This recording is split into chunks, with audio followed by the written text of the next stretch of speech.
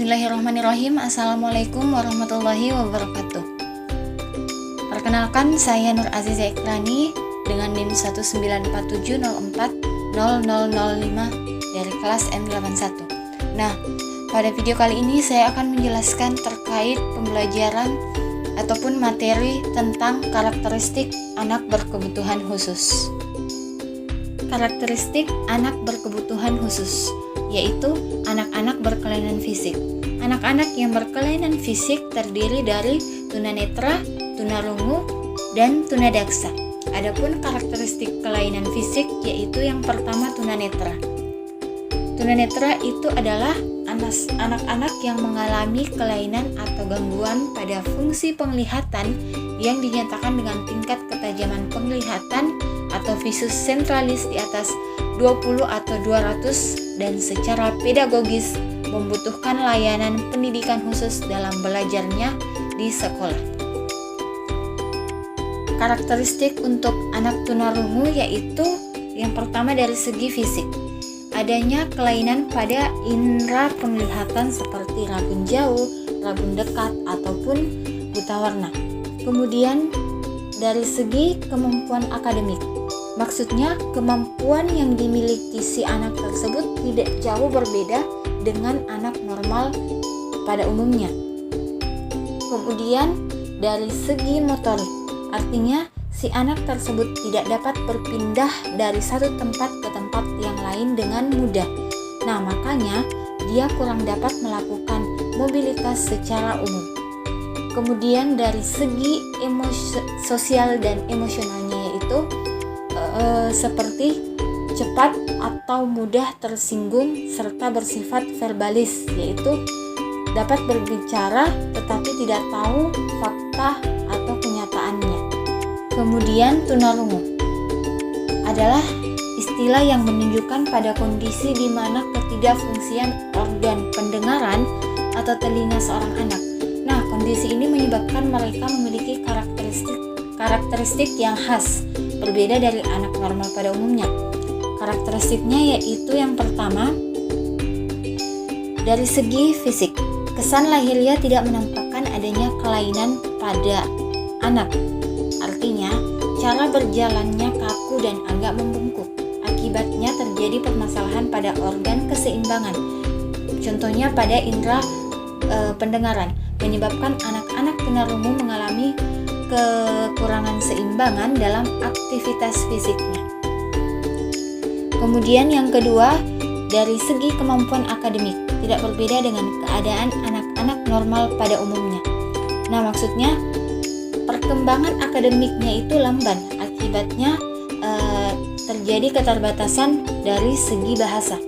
Seiring terjadinya kelambanan dalam perkembangan intelektualnya, diakibatkan adanya hambatan dalam berkomunikasi, maka dalam segi akademiknya juga mengalami keterlambatan. Kemudian yang ketiga, dari segi motorik. Sering anak tunarungu kurang memiliki keseimbangan motorik dengan baik. Yang keempat, dari segi sosial emosional. Sering memperlihatkan rasa curiga yang berlebihan dan mudah tersinggung. Nah, sering merasa curiga dan suka berprasangka buruk. Sikap seperti ini terjadi akibat adanya kelainan fungsi pada indera pendengaran. Mereka tidak dapat memahami apa yang orang lain bicarakan, sehingga anak-anak tunarungu menjadi mudah merasa curiga. Kemudian, karakteristik anak tunadaksa. Nah, anak tunadaksa itu sendiri adalah anak-anak yang mengalami kelainan fisik atau cacat tubuh yang mencakup kelainan anggota tubuh maupun mengalami kelainan anggota gerak dan kelumpuhan. Nah, karakteristiknya yaitu yang pertama, secara fisik sudah jelas menampakkan adanya kelainan baik fisik maupun segi motoriknya. Kemudian yang kedua, dari segi kemampuan akademik. Untuk anak tunadaksa ringan tidak berbeda dengan anak normal pada umumnya, dan sedangkan untuk tunadaksa berat, terutama bagi anak yang mengalami gangguan neuromuskular, sering disertai dengan keterbelakangan mental. Kemudian Karakteristik ketiga yaitu motoriknya. Banyak tunadaksa yang mengalami gangguan motorik, baik motorik kasar maupun motorik halus. Kemudian yang keempat, dari segi sosial emosional. Anak tunadaksa ini memiliki kecenderungan rasa rendah diri atau mereka sering minder dengan teman sebayanya dalam pergaulan dengan orang lain pun. Selanjutnya, karakteristik anak berkebutuhan khusus ialah anak berkelainan mental emosional. Contohnya yaitu tunagrahita. Ialah seseorang yang memiliki kapasitas intelektual atau IQ di bawah 70 yang disertai dengan ketidakmampuan dalam penyesuaian diri dengan lingkungan sehingga memiliki berbagai permasalahan sosial. Untuk itu diperlukan layanan dan perlakuan pendidikan khusus.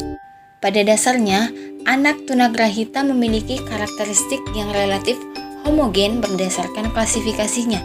Nah, adapun karakteristik tersebut dapat dirinci sebagai berikut.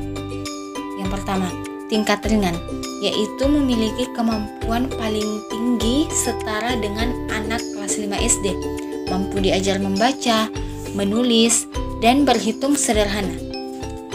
Nah, dalam sosialisasi ini masih mampu menyesuaikan diri dengan lingkungan sosial secara terbatas.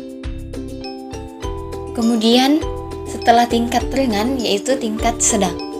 Nah, pada tingkat sedang ini, anak yang memiliki kemampuan akademik maksimal setara dengan anak kelas 2 SD biasanya sering disertai dengan gangguan motorik dan komunikasi sehingga sangat sulit untuk menyesuaikan diri dengan lingkungan. Aktivitas sosialnya hanya sebatas untuk memelihara diri sendiri. Nah, pada tingkat berat ini, anak tidak mampu dididik maupun dilatih kemampuannya paling tinggi setara dengan anak prasekolah. Sepanjang hidupnya anak ini bergantung kepada orang lain. Karakteristik anak tunalaras. Anak tunalaras adalah anak yang mengalami gangguan emosi dan penyimpangan terhadap tingkah laku serta kurang dapat menyesuaikan diri dengan lingkungannya, baik dalam lingkungan keluarga, sekolah, maupun masyarakat. Karakteristik anak tunalaras yaitu yang pertama agresif. Contohnya itu anak yang agresif itu sering kehilangan kesabaran dan ketika kehilangan kesabaran itu dia akan menjadi sangat marah. Kemudian ciri berikutnya yaitu anak menjadi mudah atau cepat tersinggung atau impulsif dan kesulitan untuk tetap fokus. Kemudian gangguan perhatian dan hiperaktif. Gangguan pemutusan perhatian dan hiperaktif memiliki tanda dan gejala yang sama.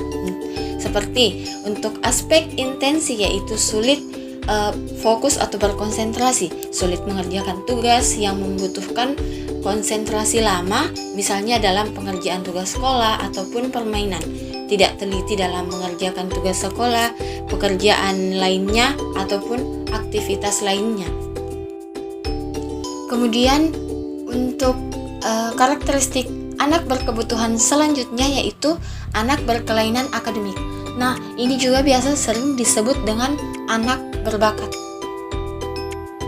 Berbakat merupakan istilah yang digunakan untuk menunjukkan adanya anak berkelainan mental tinggi yaitu di atas rata-rata atau sama dengan normal. Adapun karakteristik atau ciri yang menonjol pada anak berbakat atau anak berkelainan akademik ialah karakteristik yang pertama yaitu karakteristik intelektual. Contohnya seperti cepat dalam belajar, rasa ingin tahunya tinggi, serta daya konsentrasi cukup lama, memiliki daya kompetitif yang cukup tinggi. Kemudian karakteristik dari segi sosial dan emosinya itu mudah bergaul atau menyesuaikan diri dengan lingkungan yang baru. Kemudian memiliki sifat kepemimpinan atau leadership terhadap teman sebayanya. Kemudian yang ketiga, bersifat jujur dan memiliki tenggang rasa serta mampu mengontrol emosi. Kemudian dari segi fisik atau kesehatan, untuk karakteristik anak berkelainan akademik atau anak berbakat itu dia akan menunjukkan penampilannya secara menarik baik dalam berpakaian ataupun dalam kehidupan sehari-harinya. Kemudian dia akan memiliki daya tahan tubuh yang cukup kuat, yang baik, atau kondisi imunnya yang cukup kuat. Kemudian yang ketiga, dia mampu memelihara penampilannya yang seperti rapi, bersih, ataupun lainnya. Kemudian pada anak yang kesulitan belajar ini, mereka kan lebih spesifik memiliki karakteristik atau sifat yang unik. Namun setiap anak memiliki karakteristik yang berbeda-beda atau heterogen kan, sehingga untuk penanganannya pasti setiap anak berbeda sesuai dengan hasil diagnosis atau pengamatannya. Nah, untuk itu penanganan anak tidak ada di sekolah khusus, tetapi di sekolah umum dengan kelas remedial. Nah, anak-anak, itulah tadi video penjelasan mengenai karakteristik anak berkebutuhan khusus. Semoga kalian bisa mengerti apa yang saya sampaikan, dan semoga kalian bisa menyampaikan apa yang kalian dengar, apa yang kalian lihat kepada orang-orang yang membutuhkannya. Terima kasih. Wassalamualaikum warahmatullahi wabarakatuh.